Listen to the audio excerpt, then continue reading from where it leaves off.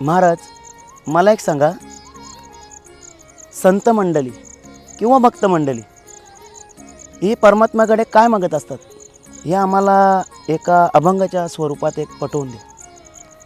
संत मंडळी, भक्त मंडळी हे देवाला मागत असतात. प्रापंचिक जीव, सांसारिक जीव हे देवाचं मागत असतात. संपत्ती म्हणा, पैसा म्हणा, प्रतिष्ठा म्हणा, सत्ता म्हणा, हे प्रापंचिक जीव देवाकडे मागत असतात, म्हणजे देवाचं मागत असतात.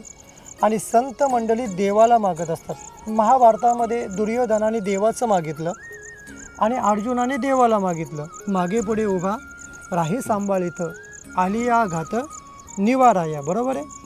पण संत मंडळी देवाकडे निष्काम वृत्तीने भक्ती करत असतात.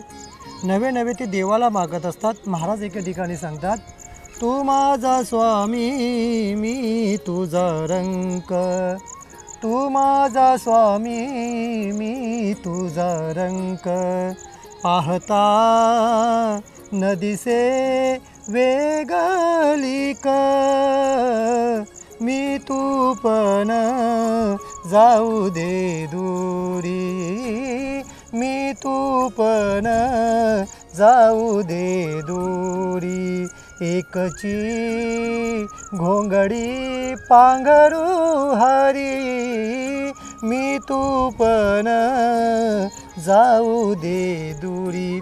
मीपणा तूपणा जाऊ द्या. अशा पद्धतीने आपण एका देहाचेच अवयव आहोत. तुका म्हणे एका देहाचे अवयव.